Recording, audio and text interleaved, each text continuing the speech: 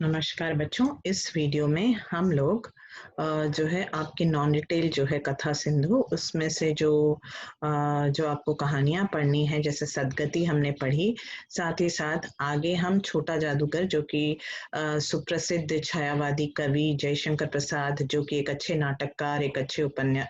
अच्छे कहानीकार के रूप में भी हमारे सामने आए। उन्होंने उपन्यास भी लिखे। तो मतलब अगर देखा जाए तो प्रमुख रूप से वो एक कवि और छायावादी काव्य के एक स्तंभ में से थे, और साथ ही साथ चार स्तंभों में से एक थे, और साथ ही साथ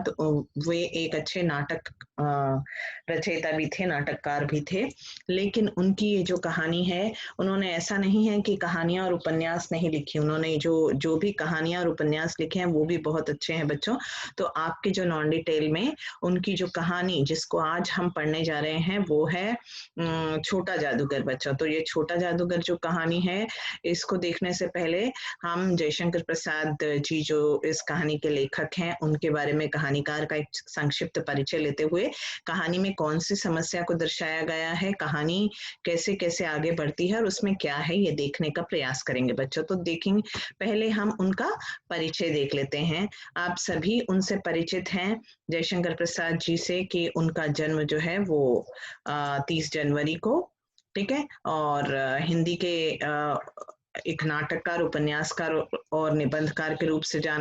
रूप में वो जाने जाते हैं, ठीक है। और उनका जो जन्म है वो भी दिया हुआ है 1889 में वाराणसी में उनका जन्म हुआ, और एक अच्छे कह सकते हैं कि एक सुंगनी साहू परिवार करके उनका जो परिवार था, क्योंकि वो तंबाकू बेचने का जो एक प्रतिष्ठित, मतलब उनका जो परिवार था वो तंबाकू का व्यापार करता था बच्चों, इसलिए उनका जो परिवार था उसका नाम ही सुंगनी साहू परिवार पड़ गया था। तो उस परिवार में उनका जन्म हुआ था 30 जनवरी को वाराणसी में, उत्तर प्रदेश में, ठीक है। और वे अगर हम देखें तो वो छायावादी युग के जो चार स्तंभ माने जाते हैं, छायावादी काव्यधारा के जो चार स्तंभ माने जाते हैं बच्चों, उनमें से जयशंकर प्रसाद और सूर्यकांत त्रिपाठी निराला, सुमित्रा नंदन पंत और महादेवी वर्मा, ठीक है। तो महादेवी वर्मा का आपने भाभी पढ़ा था। तो उसी तरह से जयशंकर प्रसाद जी जो हैं वो एक कहानीकार के रूप में हमारे सामने यहाँ पर दिखाई देते हैं, और उन्होंने हिंदी काव्य में एक तरह से छायावाद की स्थापना की, जिसके द्वारा खड़ी बोली के काव्य में न केवल कमनीय माधुर्य की रससिद्ध धारा प्रवाहित हुई, बल्कि जीवन के सूक्ष्म एवं व्यापक आयामों के चित्रण की भी शक्ति उसमें संचित हुई। उनका जो कामायनी है बच्चों, जो महाकाव्य है उनका, वो एक एक तरह से वो काव्य प्रेरक कामायनी जो है वो बहुत ही एक तरह से शक्ति काव्य के रूप में हमारे सामने प्रतिष्ठित हो गया, और उसमें मानव जीवन की सृष्टि से लेकर, मतलब कैसे प्रलय आया और प्रलय से फिर मानव जीवन की सृष्टि कैसे हुई, और फिर उसमें मन और मस्तिष्क का जो एक दिखाया गया है, एक द्वंद्व दिखाया गया है, और फिर आनंदवाद की प्राप्ति तक की बात वहां पर कही गई है। तो ये सारी चीजें उसमें हैं बच्चों। तो एक महाकाव्य के रचयिता भी वे रहे, और बाद में प्रगतिशील और नई कविता दोनों धाराओं के प्रमुख आलोचकों ने उसकी एक शक्तिमत्ता को स्वीकृति दी, कामायनी के उसके, ठीक है। तो आधुनिक साहित्य के इतिहास में इनके कृतित्व का गौरव अक्षुण्ण है, और वे एक युग प्रवर्तक लेखक थे, जिन्होंने न केवल कविता ही बल्कि नाटक ही, बल्कि उन्होंने कहानी भी लिखी, उपन्यास के क्षेत्र में भी उन्होंने जो है अपनी कलम चलाई, हिंदी को उन्होंने गौरवान्वित किया, और बहुत ही जो है उनकी जितनी भी कृतियां हैं सभी कालजयी है बच्चों, ठीक है। तो कवि के रूप में निराला जो है, जो प्रसाद जो है वो निराला, पंत, महादेवी के साथ एक प्रमुख स्तंभ के रूप में हम जाने जाते हैं। नाटक लेखन में भारतेंदु के बाद वे एक अलग धारा बहाने वाले युग प्रवर्तक नाटककार में के रूप में हमारे सामने आते हैं। अगर नाटकों की बात करें तो उनके जितने भी नाटक हैं वो जो है वो ऐतिहासिक, कहीं ना कहीं जो ऐतिहासिक पात्रों को लेकर उन्होंने नाटकों की रचना की, ठीक है। जैसे उनके जो नाटक थे वो स्कंदगुप्त, चंद्रगुप्त, ध्रुव स्वामिनी, ये जितने भी नाटक थे सभी कहीं ना कहीं ऐतिहासिक पृष्ठभूमि को लेकर रचे गए नाटक उनके ज्यादातर थे, ठीक है, तो लेकिन पाठक न केवल चाव से उनके नाटक और उनकी कहानियां आज भी पढ़ते हैं, बल्कि उनकी अर्थगर्भिता और रंगमंचीय प्रासंगिकता भी दिन दिन बढ़ती गई है। तो इस दृष्टि से उनकी महत्ता पहचाने और स्थापित करने में वीरेंद्र नारायण, शांता गांधी, सत्येंद्र तनेजा आदि कई दृष्टियों से सबसे बढ़कर महेश आनंद का प्रशंसनीय ऐतिहासिक योगदान रहा है। उनके नाटकों को, उनके उपन्यासों के क्षेत्र में भी उन्होंने कई यादगार कृतियां दी हैं। तो कहीं ना कहीं उनके जो कृतित्व हैं उनको प्रशंसनीय बनाने में इन सभी का हाथ रहा है बच्चों, जैसे शांता गांधी, वीरेंद्र नारायण, और विविध रचनाओं के माध्यम से मानवीय करुणा और भारतीय अस्मिता, भारतीय मनीषा को अनेकानेक गौरवपूर्ण पक्षों का उद्घाटन जो है उन्होंने किया। और भारतीय संस्कृति, भारतीय सभ्यता के वो बहुत ही बड़े समर्थक रहे बच्चों। और केवल 48 वर्षों के छोटे से जीवन में उन्होंने कहानी, नाटक, उपन्यास, आलोचनात्मक निबंध, सब कुछ जो है हिंदी को इतना गौरवान्वित उन्होंने किया। हिंदी की अथक जो है सेवा करते हुए वो चले गए और उनकी मृत्यु जो है वो 15 नवंबर को हुई और 1937 के आसपास उनकी मृत्यु हो गई बच्चों। तो ये तो उनका परिचय रहा। अब हम चलते हैं उनका जिस कहानी को हम पढ़ने जा रहे हैं वो कहानी है जयशंकर प्रसाद की सुप्रसिद्ध कहानी जो है छोटा जादूगर। ये जो कहानी है बच्चों, इसमें उन्होंने एक ऐसे, देखिए ये जयशंकर प्रसाद जी हैं, ठीक है, और उनका जिनका परिचय हम लोगों ने प्राप्त कर लिया है। एक कवि, एक आलोचक के रूप में उनको देखा। यहाँ पर देखिए छोटा जादूगर के 2 चित्र मैं आपके लिए यहाँ पर प्रस्तुत किया है। और अब हम कहानी में प्रवेश करते हैं कि कहानी में क्या है आखिर। तो ये जो कहानी है वो यहाँ कहानी के लेखक जयशंकर प्रसाद जी हैं और उन्होंने एक ऐसे बच्चे की ये एक घटना प्रधान एक समस्या को लेकर चलने वाली कहानी है, जिसमें कि ये दिखाया गया है कि उस जमाने में जो एक देशभक्त का परिवार है वो किस तरह से बिखर कर टूट जाता है। बच्चा है जो उधर जो है उसके पिता देश प्रेम के अपराध में या देशभक्त होने का अपराध उनको ये मिला है कि वो जेल में सड़ रहे हैं, वो सजा काट रहे हैं, देशभक्त होने की सजा उन्हें मिली है, जेल में उनका जीवन व्यतीत हो रहा है। बाहर माँ है और छोटा सा 13-14 साल का बच्चा है और ये बच्चा वो भी चाहता है अपनी देशभक्ति दिखाना, लेकिन क्योंकि उसकी माँ बीमार है, उसकी माँ की हालत ऐसी नहीं है कि वो माँ जो है अपने पैरों पर खड़ी हो पाए, वो इतनी बीमार है कि वो कभी भी कुछ भी हो सकता है। तो उसकी तीमारदारी के लिए, उसकी दवा दारू के लिए ये छोटा सा बच्चा जो है वो अपने पैरों पर कैसे खड़ा होता है और उस बच्चे की जो स्वावलंबन की प्रवृत्ति है, जो चतुराई, जो एक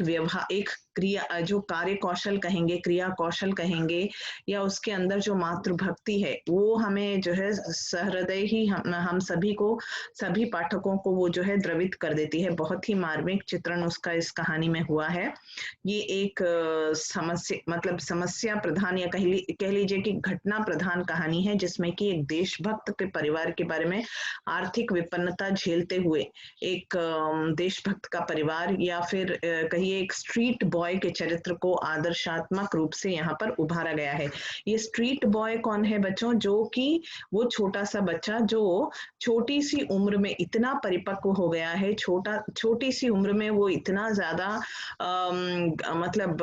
ये हो गया है कि वो तमाशे दिखाकर अपनी रोजी रोटी मतलब अपना परिवार चलाता है। तो यहाँ देखिए, देश के लिए जेल की सजा काट रहे पिता, देशभक्त पिता, पारिवारिक जीवन की त्रासदी का यहाँ अंकन हुआ है। और कार्निवल के, अब देखिए कहानी में जब हम जाते हैं तो हम देखते हैं कि कार्निवल के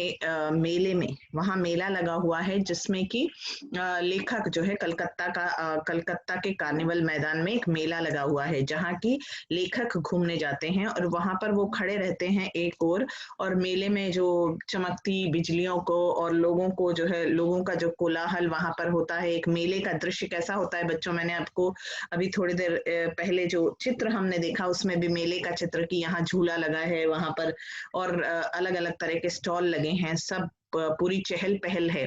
तो उस चहल-पहल को देख रहे थे एक कोने में खड़े होकर लेखक, तो उनकी दृष्टि एक ऐसे बच्चे पर पड़ी जिसके गले में फटे कुर्ते के ऊपर जो है एक मोटी-सी सूत की माला रस्सी जैसी पड़ी हुई थी। जेब में उसके ताश के पत्ते थे, उसके चेहरे पर एक गंभीर विषाद, मतलब दिख रहा था कि बच्चा जो है गरीब घर का है बच्चा, और लेकिन बहुत ही गंभीर एक एक तरह से एक उसके परिपक्वता उसके ऊपर दिखाई दे रही थी, उसमें धैर्य की रेखा उसके चेहरे पर थी। तो लेखक ने जैसे ही उसको देखा, वो अकेला जो है खड़ा हुआ, बच्चा भी मेले में एक ओर खड़ा हुआ, उन लोगों को ललचाई आँखों से एक तरह से हम कह सकते हैं देख रहा था कि जो शरबत जो है पी रहे थे। तो लेखक उसके पास गए, उससे दोस्ती की और उसको कहा कि चलो आज तो मेरे साथ ही रहे, और चलो उसको ले जाकर वो उसको शरबत पिलाते हैं बच्चे को, और उससे बातचीत करते हैं। बच्चे से पूछा उन्होंने, जब उनकी दोस्ती हुई, कि भाई तुम कौन हो, तुम अकेले मेले में क्या कर रहे हो और तुम्हारे माता पिता कहाँ हैं, ये सारी, क्योंकि 13-14 साल का बच्चा अकेला मेले में घूम रहा था, तो ये सारी जो जिज्ञासा लेखक के मन में हुई, तो उन्होंने पूछा कि भाई तुम कौन हो और तुम्हारे घर में कोई नहीं है क्या, तुम्हारे घर में कौन कौन है, ये पूछा। और वो वहां मेले में अकेला क्या कर रहा है, ये सारे प्रश्न उन्होंने जब किया, तो उसने कहा कि हाँ है ना, पिताजी भी हैं, माँ है, तो फिर कहाँ है वो लोग, तो बोलते हैं कि, तो बच्चा बताता है कि पिताजी देशभक्त हैं इसलिए वो जेल में हैं, और माँ जो है वो बीमार है, तो घर में है, झोपड़ी में जहाँ वो रहते हैं वहां पर है, और वो तो, और मैं तो वो बोलते हैं कि तुमने जब तुम्हारी माँ बीमार है और तुम यहाँ तमाशा देखने आ गए, तो उसने कहा मैं तमाशा देखने नहीं बल्कि दिखाने आया हूँ, बच्चे ने कहा। ठीक है, तो बच्चे की इस बात पर लेखक उसे देखते रह गए, और उनको लगा कि उसे जब जब वह कहता है कि माँ की बीमारी की वजह से वह जेल नहीं जा पाया क्योंकि उसे माँ की दवा दारू करनी है। देखिए, लेखक जब उससे पूछते हैं कि तुम्हारी माँ बीमार है और तुम यहाँ पर तमाशा देखने आ गए, ये सारा जो मेला है वो लगा हुआ देखने आ गए, तो उसने कहा मैं मेला देखने नहीं, मैं तो तमाशा दिखाने का काम करता हूँ। मैं जो है वो अपना परिचय इस तरह से देता है कि मैं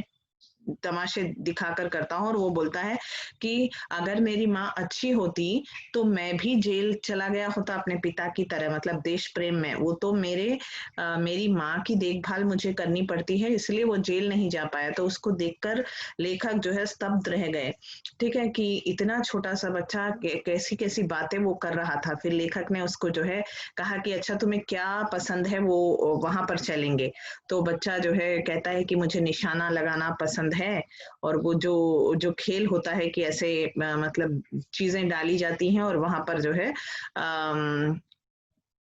जब चीजों पर निशाना लगाया जाता है, तो उन चीजों को जो है वो चीजें हमारी हो जाती हैं। तो बच्चा बोलता है कि मुझे तो वो देखना है, मुझे पसंद है। तो लेखक उसको ले जाते हैं, और वहां पर जाने के बाद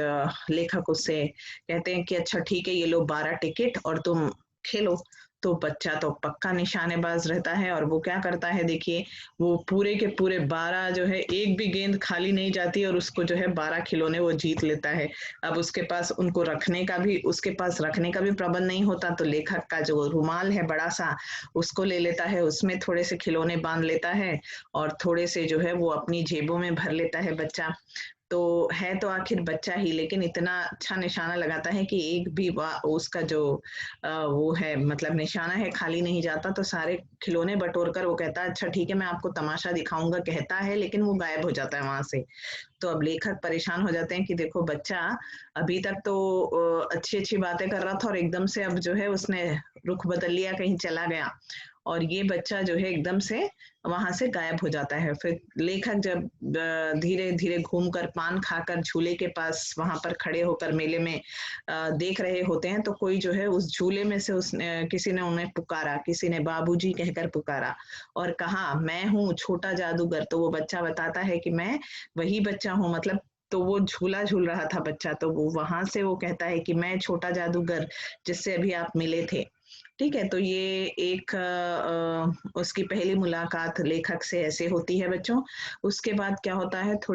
ये वही बच्चा था जो लेखक को मेले में मिला था। उसके बाद थोड़े दिन बीत जाते हैं और कुछ दिनों बाद फिर इस बालक से यही 13-14 वर्षीय बालक जो छोटा जादूगर है, मतलब छोटे तमाशे दिखाकर, जादू का खेल दिखाकर लोगों मतलब पैसे कमाता है, अपनी कमाई का ज़रिया जो है उसने जादू को बना रखा है, इसको बना रखा है। तो वो कुछ दिनों बाद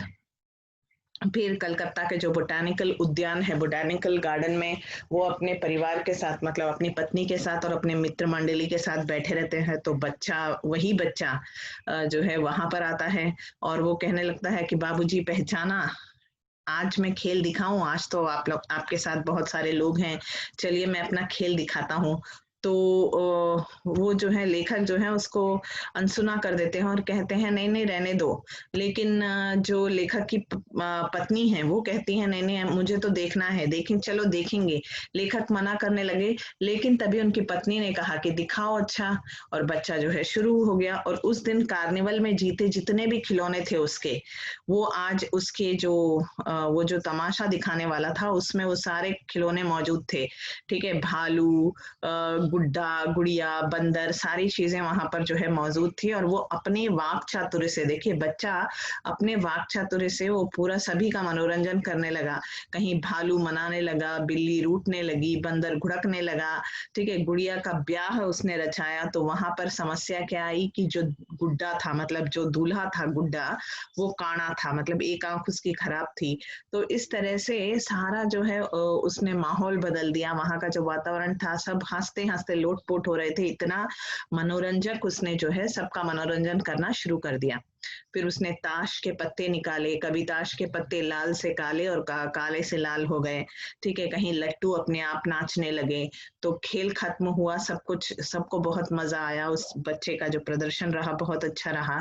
तो लेखक की पत्नी ने क्या किया कि उन्होंने 1 रुपया निकाला और उसके हाथ पे दे दिया, बच्चे के हाथ पर दे दिया। और क्योंकि वो बच्चा था तो वो जानना चाहती थी, उन्होंने जस्ट, मतलब उन्होंने सिर्फ ये पूछा कि अब तुम्हें 1 रुपया मिल गया है, अब तुम इससे क्या, इसका क्या करोगे। तो बच्चा, देखिए भले ही वो बच्चा था लेकिन वो कितना उसकी जो सोच थी वो इतनी परिपक्व हो गई थी। मतलब जो परिस्थितियां होती हैं, आवश्यकता जो होती है, वो इंसान को कैसे बदल देती है, उसको कितने मतलब वो इतनी छोटी उम्र में कितना परिपक्व, उसकी सोच इतनी परिपक्व हो गई थी, इस बात का सबूत उससे मिलता है। वो कहता है कि पहले तो मैं पेट भर पकौड़ी खाऊंगा, मुझे भूख लगी है, पकौड़ी खाऊंगा, और फिर जो है एक कंबल लूंगा, एक सूती कंबल। वो कहता है कि मुझे कंबल लेना है। तो तब उन्हें लगा कि ये बच्चा जो है वो इतनी छोटी उम्र में जो है अपनी आवश्यकताओं के अनुसार जो है कितनी शीघ्र चतुर बना दिया है उस आवश्यकता ने उसे। तो ठीक है, फिर वो वहां से चला जाता है। अब जब लेखक गाड़ी में शाम को हावड़ा की ओर जा रहे होते हैं, मतलब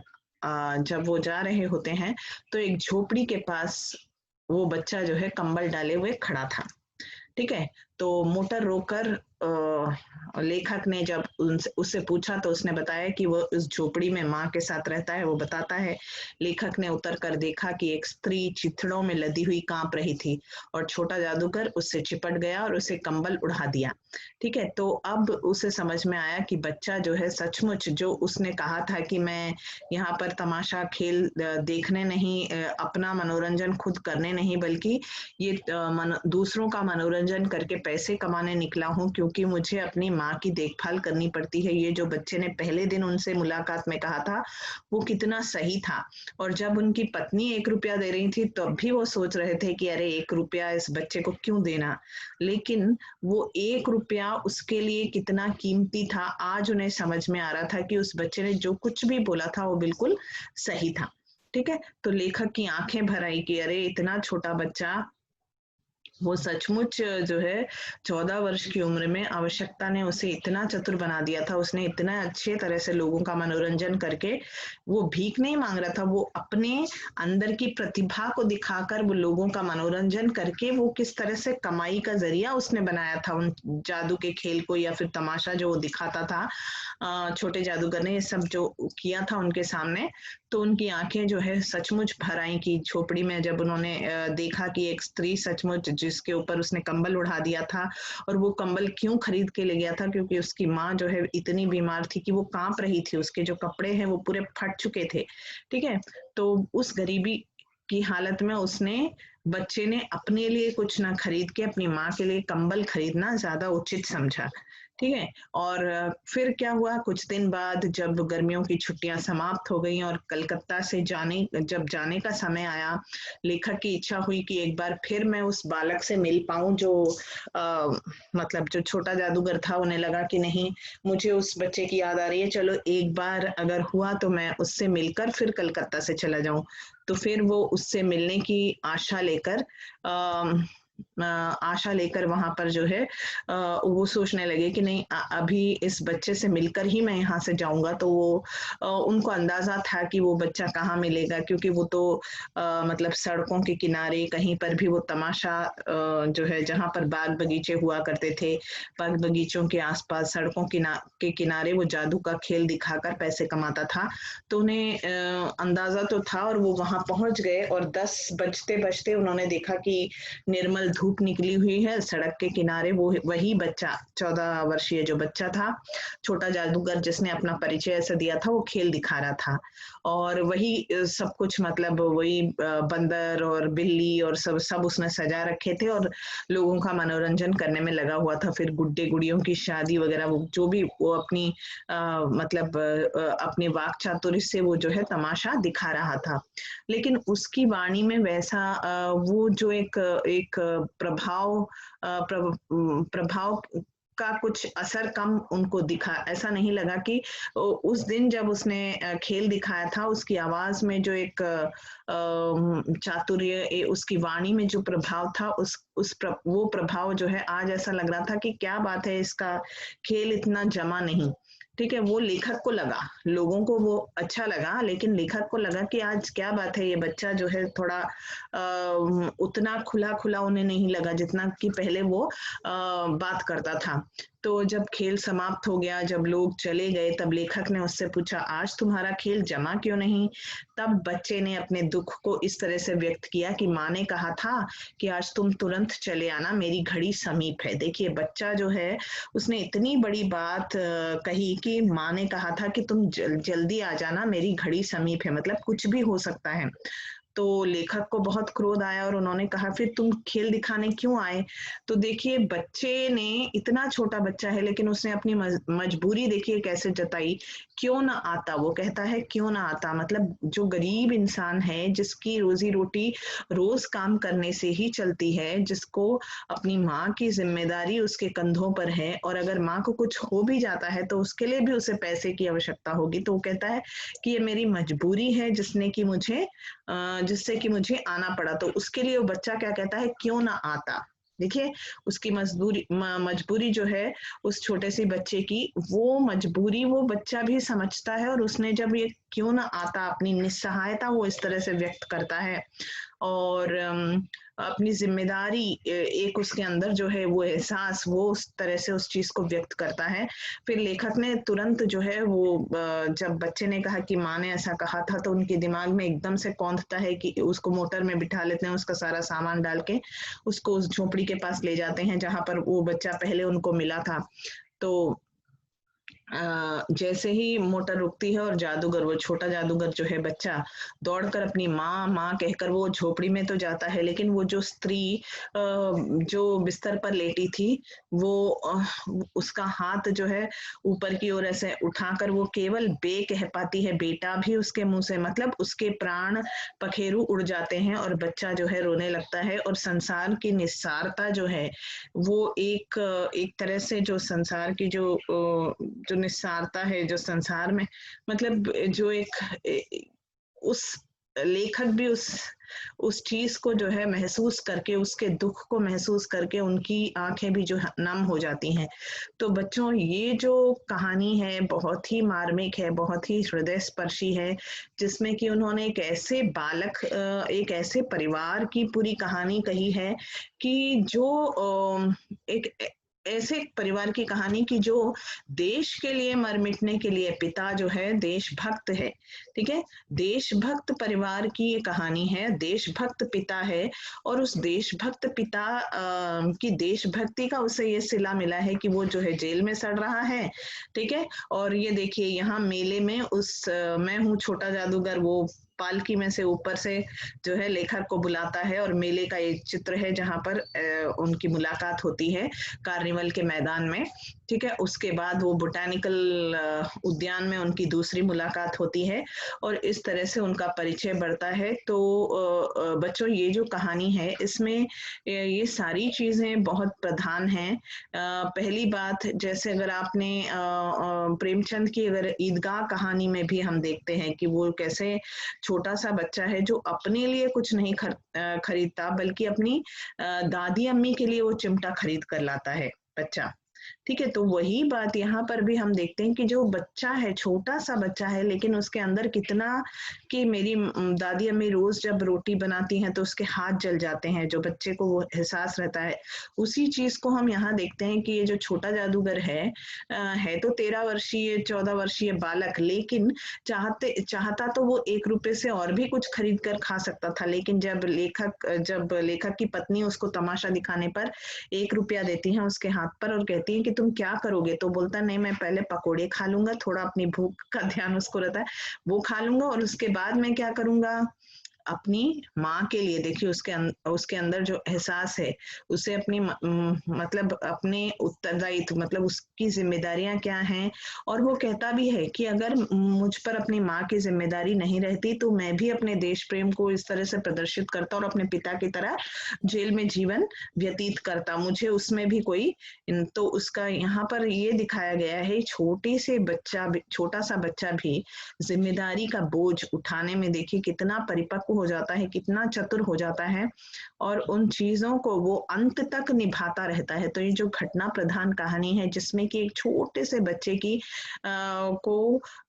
किस तरह से वो परिपक्व हो जाता है, किस तरह से कितनी गंभीरता के साथ, कितने कार्य कौशल उसमें, क्रिया कौशल कैसे आ जाता है, वो कितने मतलब